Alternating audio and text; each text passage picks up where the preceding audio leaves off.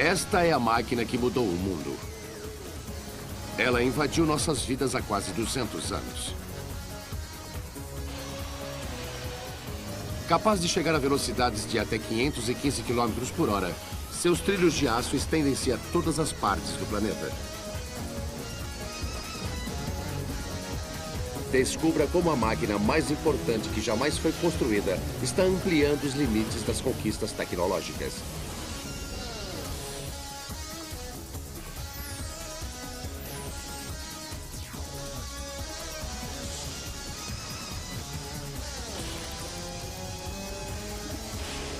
Super máquinas. Trens. Este é o trem mais rápido do mundo. Criado com tecnologia de ponta e projetado por computador, ele é o produto de 200 anos de inovações e experiências. Este é o TGV francês, ou Train à Grande Vitesse.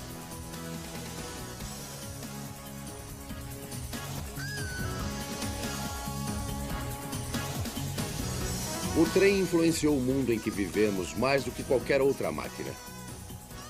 Para milhões de pessoas, ele é o máximo em locomoção rápida. Os trens de hoje estão destruindo nossos conceitos sobre tempo e distância, estão sempre quebrando recordes.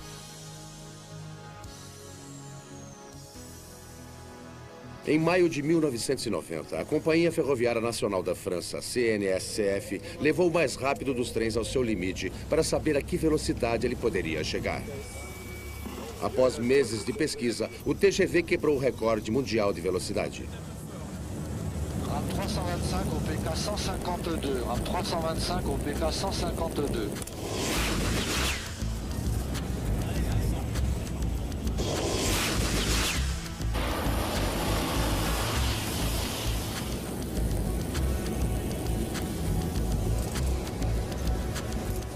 O TGV chegou a impressionantes 515 km por hora.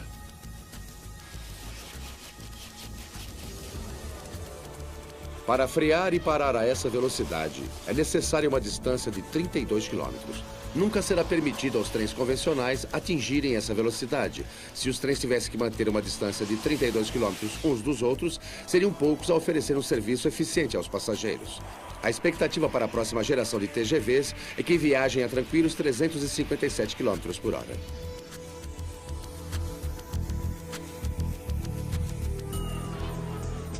O primeiro serviço regular de trens de alta velocidade começou em outubro de 1964, quando o Japão mostrou ao mundo uma nova visão para ferrovias intermunicipais. O sistema, com 480 quilômetros de trilhos dedicado exclusivamente ao transporte de passageiros, era capaz de transportar mais de 6.000 pessoas por hora à velocidade média de 160 quilômetros.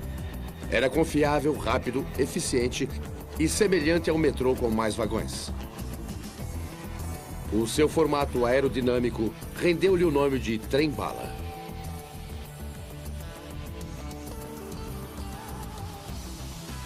Como o Japão está numa das regiões da Terra mais propensas a terremotos, foi construído um centro especial para detectar abalos sísmicos a fim de monitorar a linha férrea. Mesmo um pequeno tremor poderia arrebentar os trilhos e matar centenas de passageiros.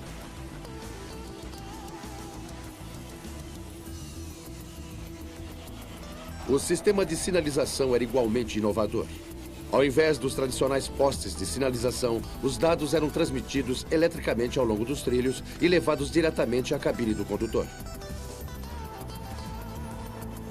O trem-bala foi uma conquista impressionante. Todos os dias, mais de 160 trens viajam pela linha em alta velocidade. Seu sucesso impulsionou o desenvolvimento de muitos outros sistemas férreos intermunicipais ao redor do mundo.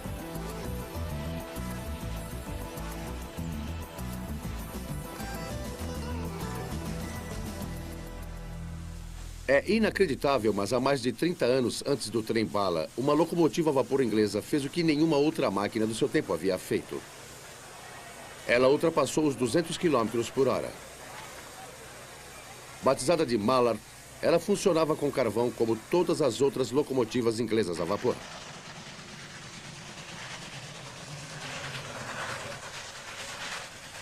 No dia 3 de julho de 1938, num trecho de 800 metros de trilhos na Inglaterra, Mallard atingiu a espantosa velocidade de 201,6 km por hora, quebrando o recorde mundial. Mas a tentativa danificou seriamente a locomotiva e o trem parou antes do seu destino final. A imprensa mundial compareceu à estação de Peterborough para testemunhar o feito de Mallard. Com problemas, o trem diminuiu até parar e nunca chegou à comemoração.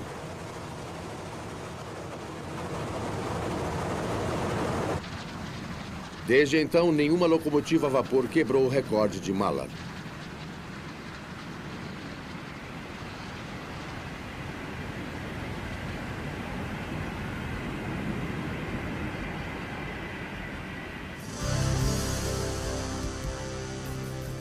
Mas a velocidade não é tudo. Essa já foi chamada de a mais bela máquina a vapor do mundo.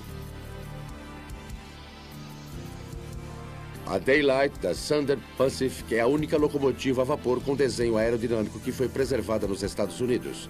Quem cuida dela é Doyle McCormack, maquinista da empresa.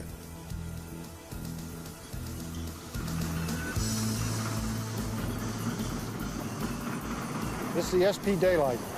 The Daylight trains were famous streamliners that ran between San Francisco and LA in the early 40s.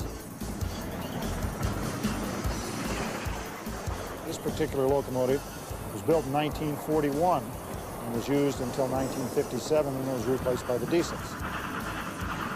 It's 110 feet long, 16 feet tall, weighs 432 tons. It's capable of speeds in excess of 100 miles an hour. We like to say that the speed of this engine is limited by the guts of the engineer.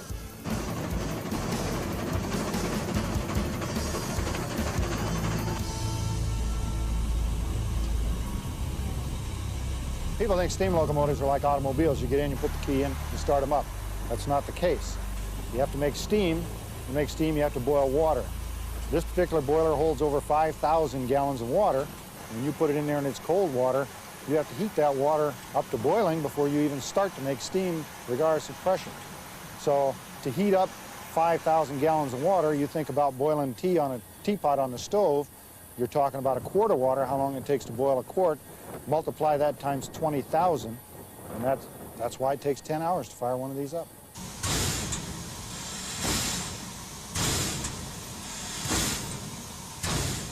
She's definitely the closest man has ever come to creating life. I mean, she has a heartbeat, and sometimes you actually find yourself talking to these machines.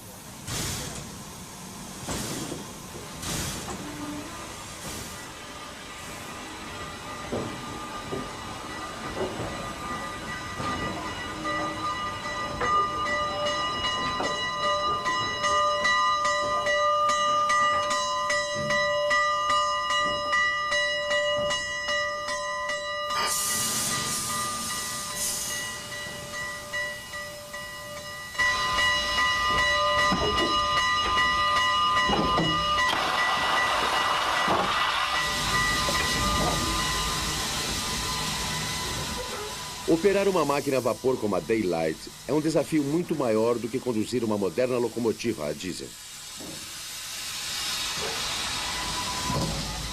When you operate a diesel locomotive, most of the functions are automated. It's like a new car with automatic transmission, cruise control, all the amenities. When you get on a steam locomotive, it's like being on a Model T Ford. Everything is manual. There are no automated systems on a steam engine. So you have to listen to the locomotive and be able to interpret the sounds and the vibrations and the feel, just like when you drive a car with a stick shift, you have to know when to shift gears. With a steam locomotive, it's the same, not really the same functions, but similar functions. With the reverse gear, you basically shift gears. You have to listen to the engine and how it's running. They say they're like women, and you have to let them talk to you, and they'll tell you what they need.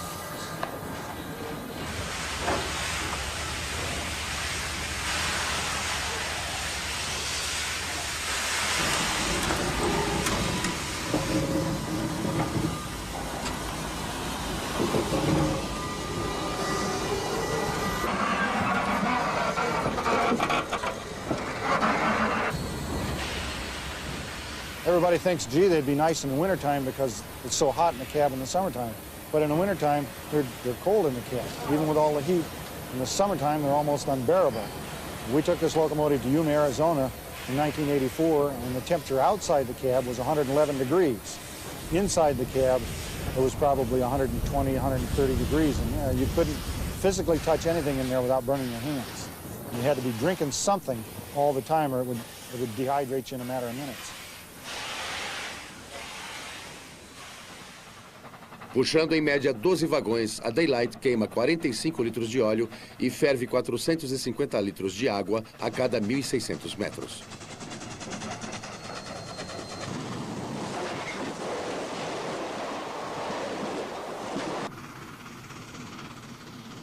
Para manter todas essas toneladas de metal movendo-se com eficiência, cada peça dessa máquina é construída numa escala enorme.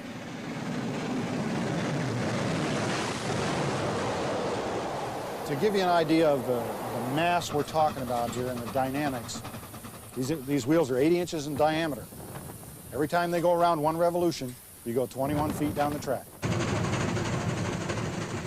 In any rotating machine or engine, you have what they call combined reciprocating weight. And that's an engineering term that means it's a portion of the running gear that moves only back and forth. It does not rotate. On this engine, there's over 4,000 pounds of combined reciprocating weight. And at 80 miles an hour, that changes directions 11 times a second. When you look out the window at 80 miles an hour and you watch these rods going around, it's enough to put the fear of God in it. Because if they come loose, there's hair, teeth, and eyeballs all over the right-of-way, and most of them belong to the engineer.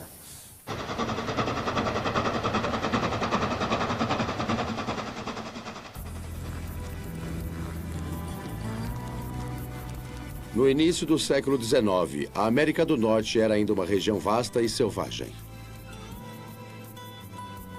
As distâncias eram tão grandes e as viagens tão perigosas que só os mais corajosos arriscavam-se a seguir para o oeste. A maioria das pessoas não viajava a distâncias maiores do que 30 quilômetros de suas casas. Os trens mudaram tudo isso para sempre.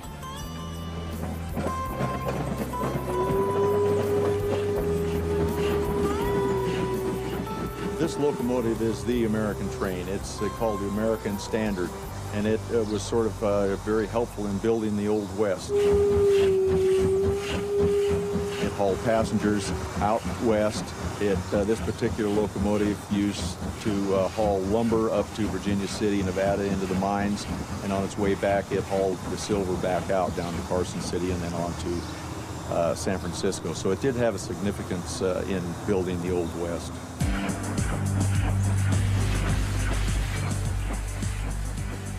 Na década de 1850, a correspondência que vinha de St. Louis, no Missouri, levava 25 dias para chegar à Califórnia. Para encurtar esse tempo, em 1861, o Congresso norte-americano determinou a construção de uma ferrovia que atravessasse o país, ligando a costa leste à costa oeste. 80 anos depois, os trilhos da Union Pacific encontraram os trilhos da Central Pacific em Promontory, no Utah. Para comemorar esse acontecimento histórico, um cravo de ouro foi colocado no último dormente de madeira.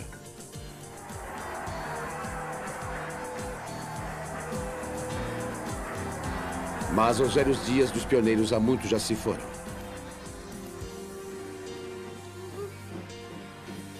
No Museu Ferroviário do Estado de Nevada, em Carson City, as únicas locomotivas do tipo American Standard, ainda operacionais, são carinhosamente preservadas.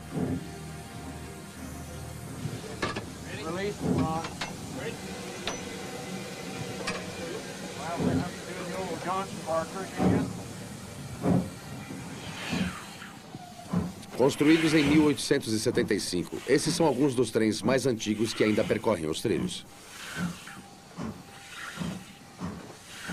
Essas velhas locomotivas queimam madeira para gerar vapor.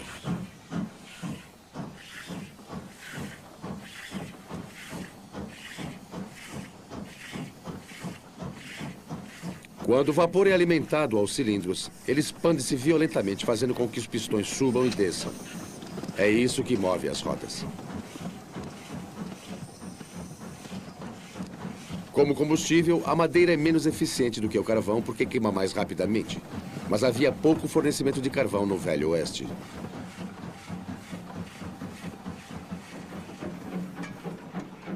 Essas máquinas abriram novos territórios para os colonizadores. Para os que enfrentavam os perigos e o isolamento de viver no oeste, os trens eram a linha da vida.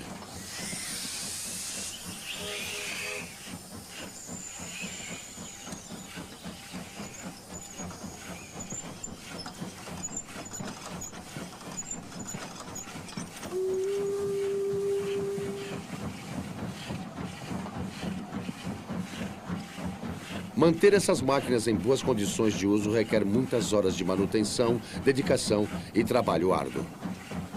Mas para aqueles que dedicaram seu tempo, a recompensa é enorme. Driving a steam engine like this is absolutely exhilarating. It's just a wonderful feeling to be able to pull the throttle and feel all that power underneath you. Put all this machinery together and it all comes together and makes a beautiful sound.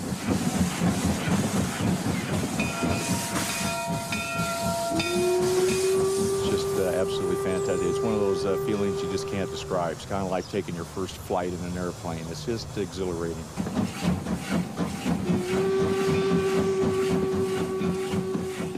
Esse foi o trem que construiu a América.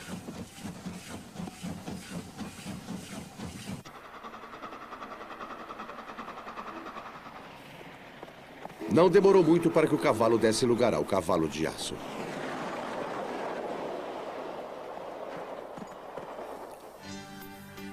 Na América, na virada do século, os trens fizeram nascer um novo tipo de espetáculo.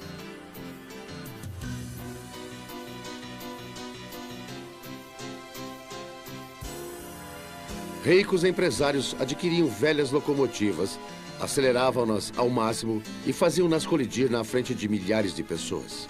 Enquanto suas fortunas cresciam, os atos ficavam cada vez mais audaciosos.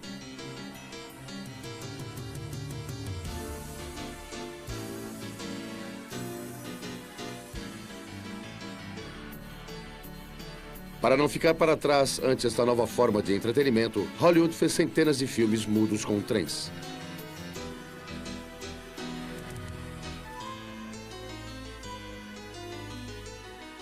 As tramas não eram muito convincentes, mas a plateia não se incomodava. Tudo o que queriam ver era a colisão dos trens.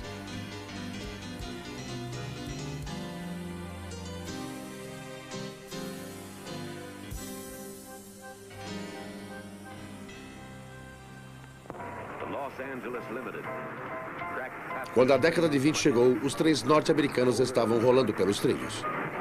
The Columbine. 6 million Americans ride Union Pacific passenger trains in 1922.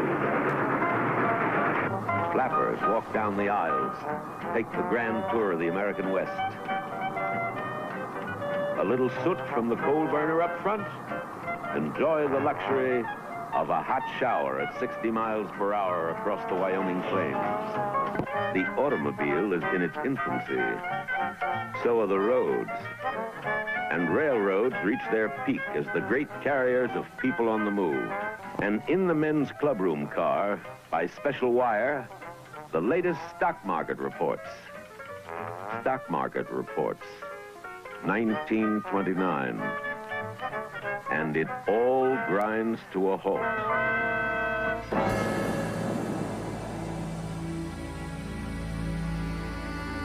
A Grande Depressão quase parou completamente os trens nos seus trilhos. O dinheiro era pouco e viajar era um luxo. O governo começou a construir estradas para gerar empregos. A idade do automóvel começara.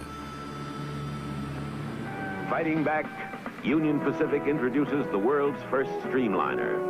1934. Calls it the City of Salina. She tours the nation. What a marvel. She'll do 110. Mas os trens ainda não estavam acabados. As estradas de ferro começaram a reagir contra os automóveis. E na década de 30 foram construídos os primeiros trens a diesel. Talvez os mais bem-sucedidos deles tenham sido os Zephyrs.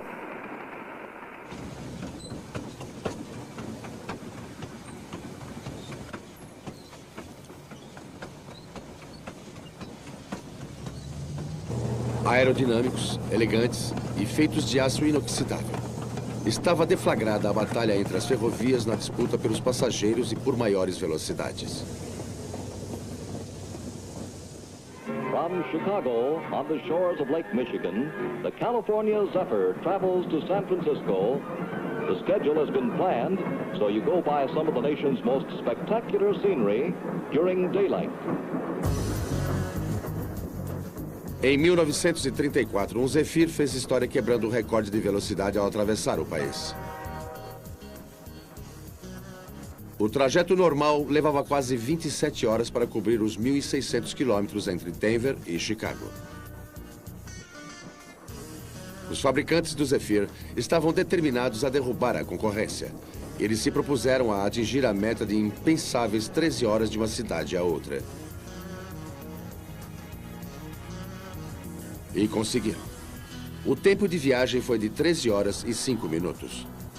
A velocidade média foi de 124 km por hora e ainda é um recorde mundial para viagens com mais de 1.600 km.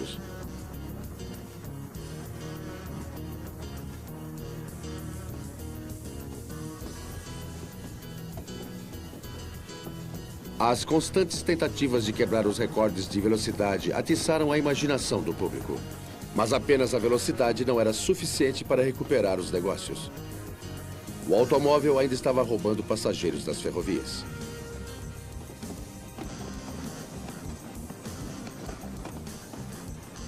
As ferrovias tinham que oferecer aos passageiros algo que os automóveis jamais poderiam igualar. Um luxo ainda maior. Delícias gastronômicas eram o padrão. Acomodações de luxo. Cada passageiro era tratado como um milionário.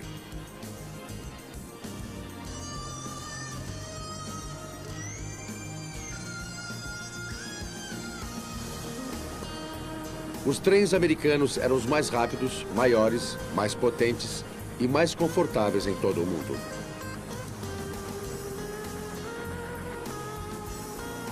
Eles corriam sobre o maior dos sistemas ferroviários, 240 mil quilômetros, trilhos suficientes para dar a volta à Terra 6 vezes.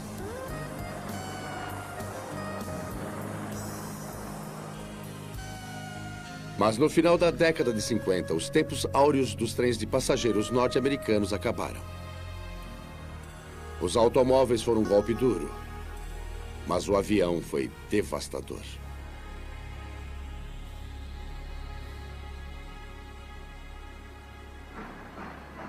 As empresas ferroviárias voltaram-se então para o transporte de cargas.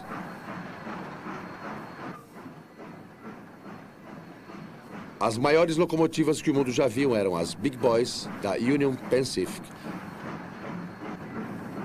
Tinham 40 metros de comprimento e 3 metros de largura. Com 450 toneladas, pesavam 1,5 vezes o equivalente a um jato jumbo. A locomotiva consumia uma tal quantidade de carvão que tinha que ser alimentada mecanicamente.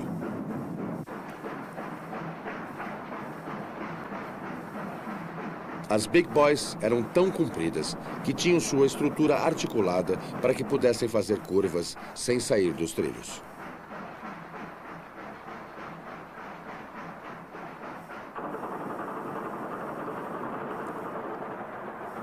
"25 desses gigantes foram construídos entre 1941 e 1944.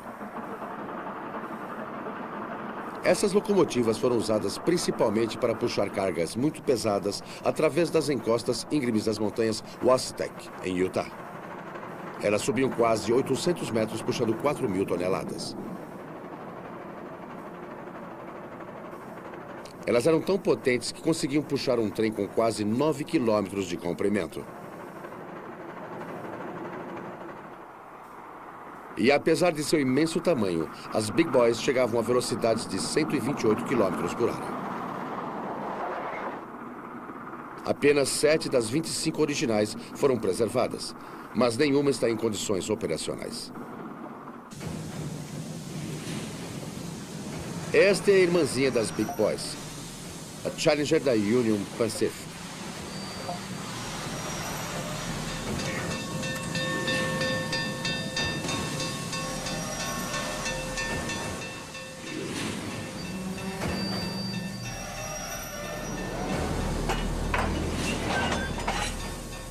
É a maior locomotiva a vapor do mundo ainda em funcionamento.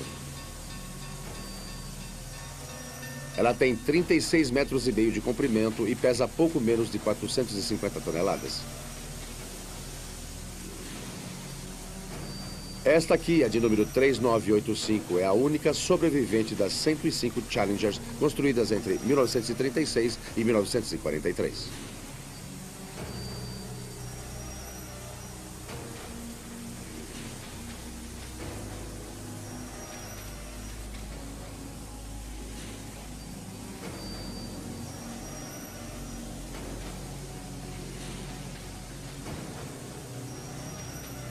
Ela tem capacidade para 95 mil litros de água e 23 mil litros de óleo combustível.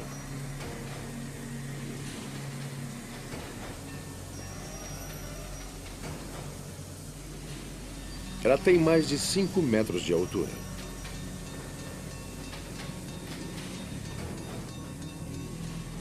Suas rodas enormes têm mais de 1,80 m de diâmetro.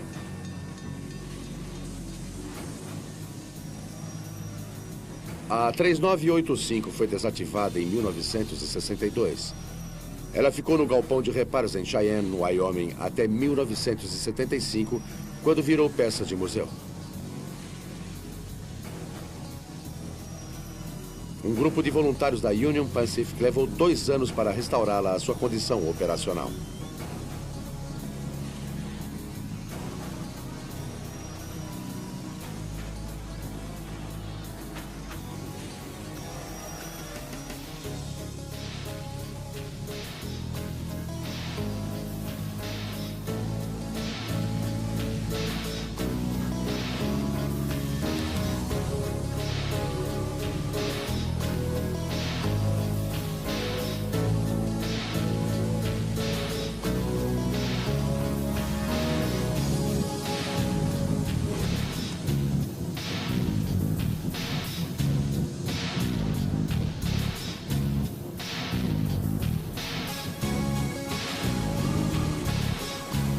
Adiciona-se areia à caldeira. Isso dá pressão aos tubos da Challenger e limpa toda a fuligem que pudesse bloqueá-los.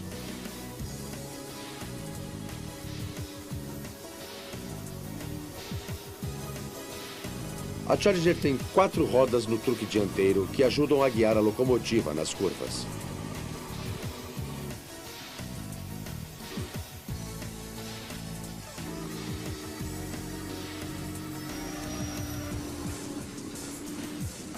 Como as Big Boys, a estrutura da Challenger é articulada, facilitando as curvas.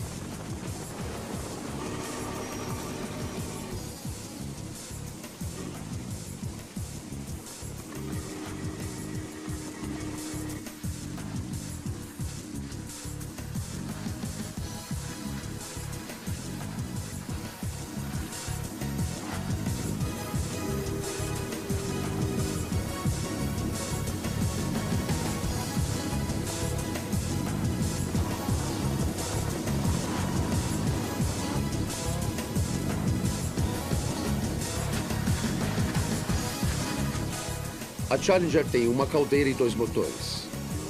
Ela tem 2 conjuntos de cilindros a vapor e cada um deles move um conjunto independente de 6 rodas.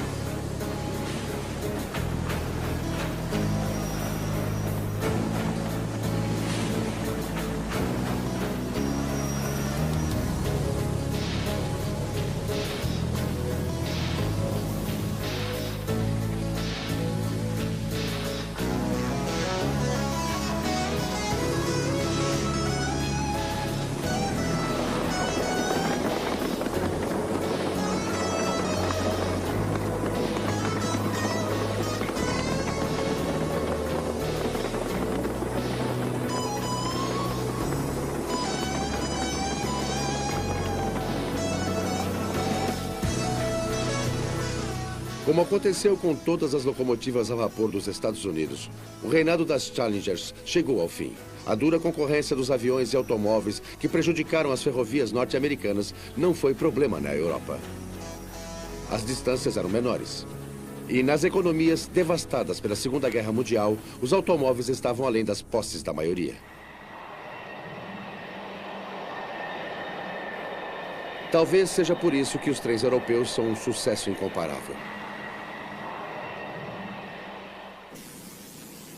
A empresa ferroviária francesa SNCF é líder mundial em tecnologia de trens de alta velocidade.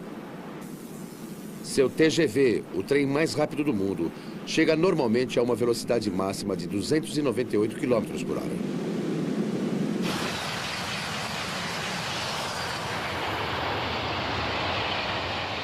In the late 60s, when we were already operating conventional trains at speeds of 125 miles per hour, that we started working on the TGV concept. We wanted something going much faster because there was a market for very fast trains to compete with airline links between big cities of France and Europe. O primeiro TGV começou a funcionar entre Paris e Lyon em 1981. There was immediate success because we used to travel between Paris and Lyon in 4 hours and it became 2 hours. And that was even faster than the airline service. So there was an immediate switch of passengers from the airline and from the autoroute to the TGV. Geralmente, os vagões apoiam-se sobre dois conjuntos de rodas chamados truques. A velocidade dos TGV vem de uma ideia brilhante. Há somente um truque colocado entre cada dois vagões. This is the secret of the TGV. You see, you have two trailers, and in between two trailers you have this bogie. Whereas in conventional trains or in other high-speed trains, each trailer lies on two bogies. Whereas here, you have the possibility of having a very supple suspension between the two trailers, very low center of gravity, and this allows very high speed.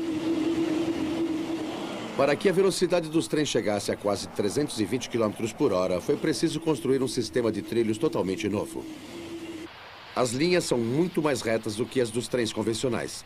Os TGV voariam para fora dos trilhos se as curvas fossem fechadas demais. O TGV funciona com 25 mil volts de força extraídos de suas linhas elétricas aéreas através de um captador dotado de molas chamado pantógrafo. A eletricidade flui através do carro de força para alimentar 12 motores de tração nas rodas. O TGV obteve tanto sucesso na França que de várias partes do mundo surgiram pedidos para importá-lo.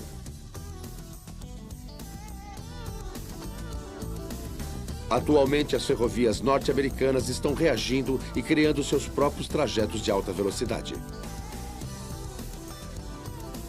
Na Flórida, há planos para uma linha ligando Miami, Orlando e Tampa.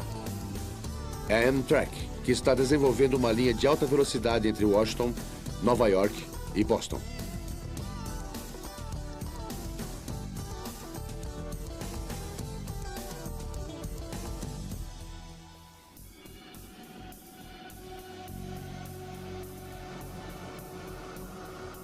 Através de sua história, os trens inspiraram os maiores feitos da engenharia. A ferrovia mais alta do mundo serpenteia através dos Andes, ligando Lima a Puquilo, no Peru. Terminada em 1869, ela levou 20 anos para ser construída. É um dos trajetos ferroviários mais perigosos do mundo. Desmoronamentos já fizeram com que trens despencassem milhares de metros. Para reduzir a inclinação, o trem faz um zigue-zague indo e vindo em sua subida pela encosta íngreme.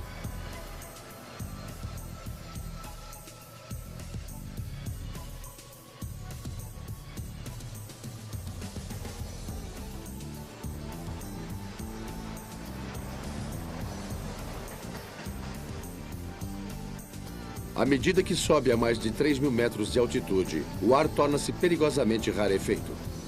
Este é o único trem do mundo em que há fornecimento de oxigênio.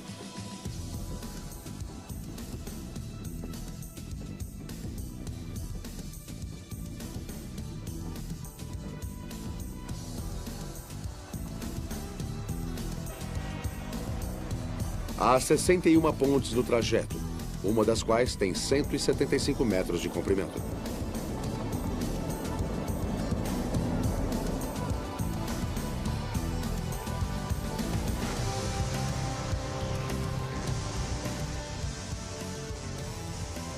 Finalmente, o trem chega ao topo do mundo. Ele atravessa os Andes a mais de 4.800 metros acima do nível do mar. Só um avião poderia levar você ainda mais alto. Mas apesar de sua incrível altitude, a ferrovia andina evita as encostas extremamente íngremes.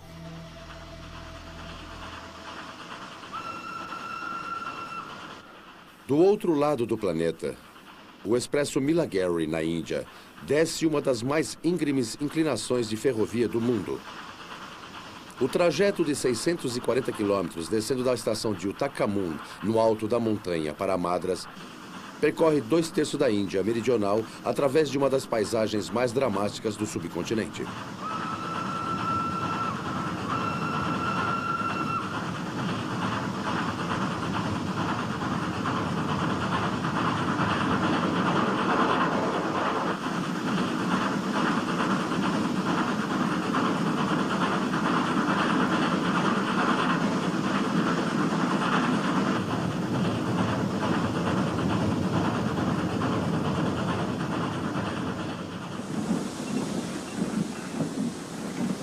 Na parte mais íngreme da descida, rodas dentadas sob o trem agarram uma grade colocada entre os dois trilhos.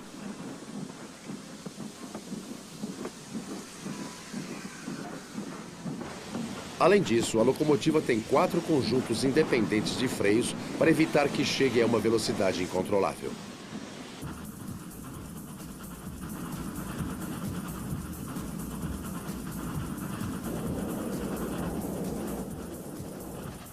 A lenta descida leva 16 horas a uma velocidade média de apenas 13 km por hora.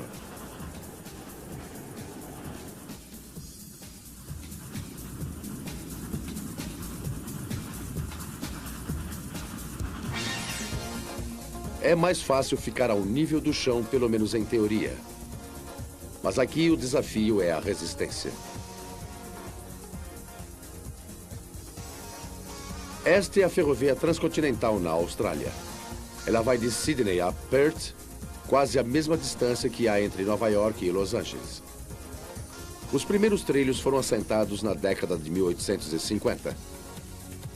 Para completar a ferrovia, foram necessários 120 anos. Chamada de Indian Pacific, ela para apenas em pequenos vilarejos. Portanto, o trem tem que levar tudo a bordo para atender a seus passageiros durante a viagem, que leva 72 horas. 56 quilômetros a oeste de Sydney, o trem encontra seu primeiro obstáculo, as Montanhas Azuis. No início do século XIX, era aqui que a Austrália terminava. As montanhas não são muito altas, chegam a 900 metros de altitude. Mas durante muitos anos, a combinação de mata fechada e superfície de pura rocha tornou-as intransponíveis. Uma cadeia de túneis abertos na rocha através de explosão permite que o trem atravesse as montanhas. Daqui em diante, ele vai passar por 3.800 quilômetros de deserto plano. Esta é a planície de Nullarbor, na Austrália Ocidental. É um platô desolado e plano como a superfície do mar.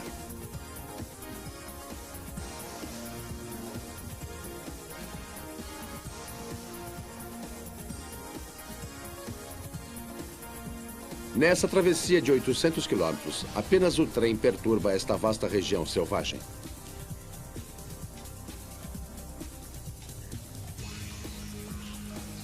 Os trilhos são retos durante 460 quilômetros do trajeto através da planície. É a maior reta ferroviária do mundo. Tudo que o condutor vê durante 5 horas e meia são 2 linhas perfeitamente retas que se encontram no infinito.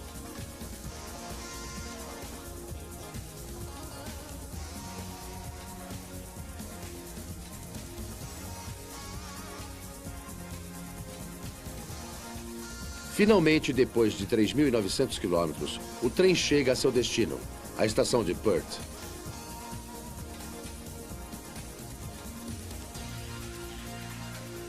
Em comparação, uma reta de 38 quilômetros entre Londres e Paris não é nada, exceto pelo fato de que ela está no fundo do mar a uma profundidade de 75 metros.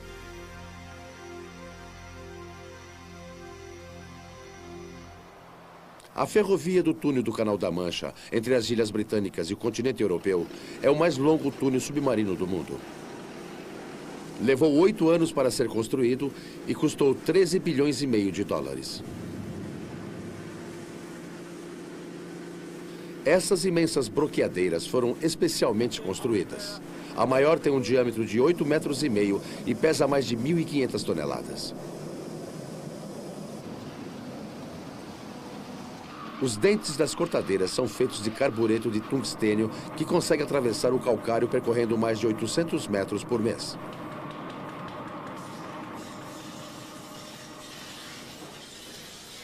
O túnel é tão longo que o ar puro tem que ser bombeado continuamente através de dutos imensos a uma vazão de mais de 150 metros cúbicos por segundo. É o suficiente para que 20 mil pessoas respirem. Concluído em 1994, ele agora liga Londres a Paris por trem em menos de 3 horas. Essa viagem costumava levar um dia inteiro. E para trafegar no máximo em túneis, o máximo em trens, o Eurostar.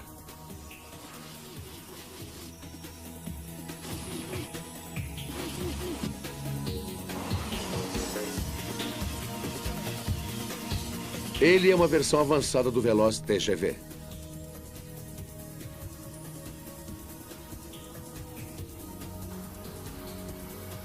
Seus 18 vagões ocupam uma extensão de 400 metros. É o mais longo trem de passageiros do mundo.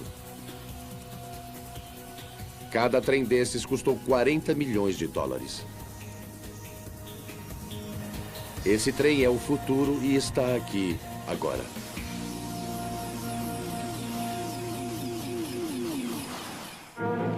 High-speed tests for the half-size experimental Aerotrain were a success on a recent trial run held near Paris. The train runs on a cushion of air, a kind of hovercraft, along a single rail of concrete, and is propelled by a turbine engine equipped with booster rockets. The test is about to begin. The turbine alone was used to get the train underway. Rockets were activated at the halfway point. The Aerotrain reached a speed of close to 200 miles an hour, a record for this type of air cushion transport. The train is now ready for full-size commercial production. Quando o projeto do Aerotrain foi proposto, parecia coisa de ficção científica. Projetistas sempre tentaram inventar trens que mudariam o mundo. Inventores vitorianos sonharam com um sistema ferroviário completo embutido nas rochas sob a cidade. Era um sonho que se tornou realidade.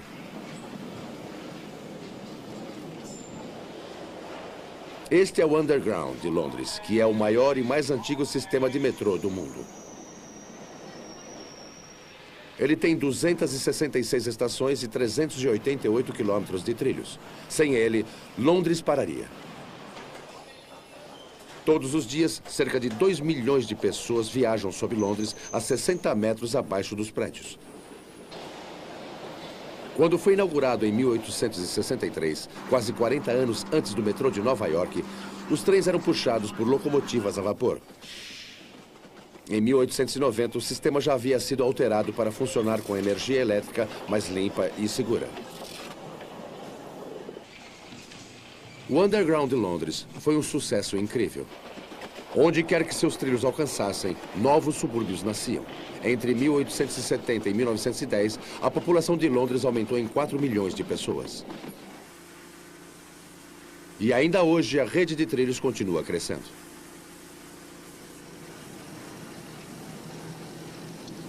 O maior projeto de engenharia da Europa é a construção de uma nova linha do Underground com 32 quilômetros que vai passar 8 vezes sob o Tâmisa.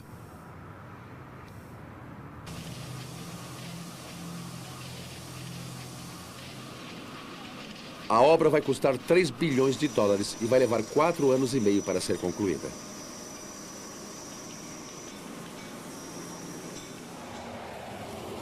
Mas é fora das cidades que a tecnologia inovadora em ferrovias encontrou o seu lugar. O Eurostar e o túnel sob o Canal da Mancha mudaram o mapa da Europa. O Eurostar passa por 4 sistemas ferroviários diferentes em 3 países.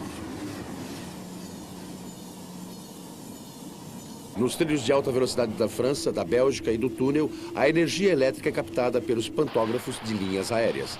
Mas na Inglaterra há um terceiro trilho eletrificado que fornece energia. Portanto, o trem também tem sapatas retráteis para fazer o contato. O Eurostar tem carros de força nas duas extremidades da composição, e não apenas para maior velocidade, mas para maior segurança. Se um dos carros de força falhar no meio do túnel, o outro pode tirar o trem de lá. Com máquina tão complicada, a segurança é uma grande preocupação. Os trens Eurostar são totalmente checados a cada 4 semanas. Cada peça de movimento é examinada à procura do menor sinal de desgaste. Esses trens são construídos para durar ao menos 40 anos. Em funcionamento, o maquinário do Eurostar é gerenciado por um computador de bordo. A quase 300 km por hora, o trem percorre 1.600 metros em menos de 20 segundos. É impossível para o condutor reagir a sinais convencionais. De forma que o trem recebe dados de sinalizadores nas laterais do trilho.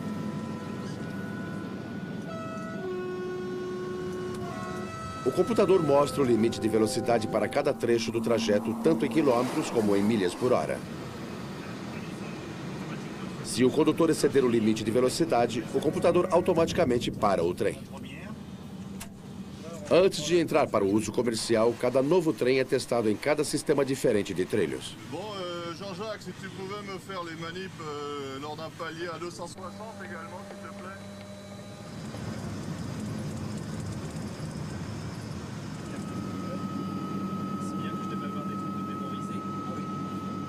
Um carro de testes monitora todo o trem.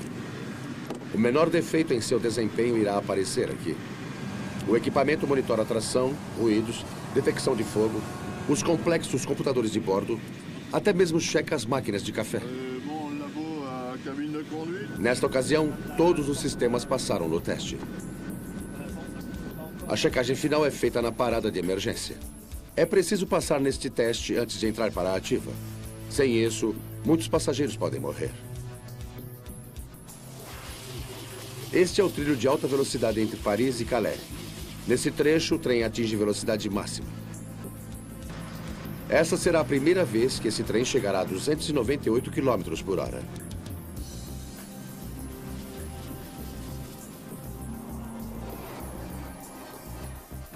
O trem terá que usar sua parada de emergência à velocidade máxima.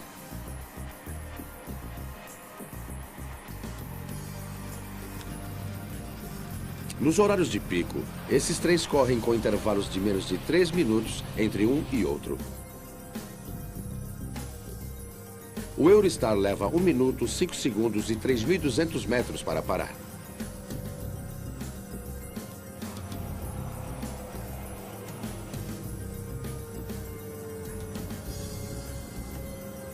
Ele conseguiu. O trem está agora pronto e seguro para viajar.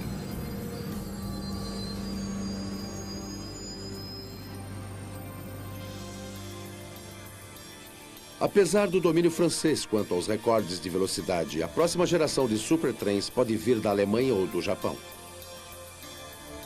Nos últimos 25 anos, os alemães e japoneses vêm experimentando uma nova tecnologia chamada levitação magnética, ou maglev. Ao invés de rodas e trilhos, são usados eletromagnetos, tanto no solo quanto no trem.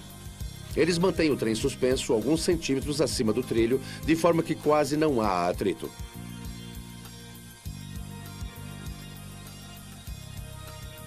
O trem não tem rodas e não tem motor. Ele funciona com um motor linear, ou seja, uma fileira de eletromagnetos ao longo dos trilhos. Eles são ligados e desligados numa sequência rápida que causa o movimento do trem para a frente.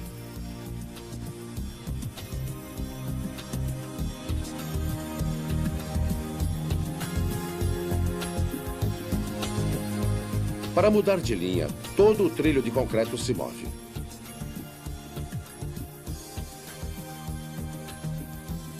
A Alemanha detém o recorde de velocidade do maglev.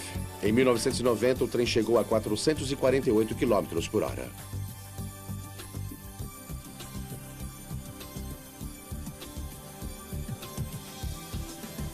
Será esse o futuro da ferrovia? Na Alemanha, planeja-se um trajeto entre Hamburgo e Berlim. Mas essa espantosa tecnologia é cara e complexa. Sempre haverá lugar para os trens mais convencionais.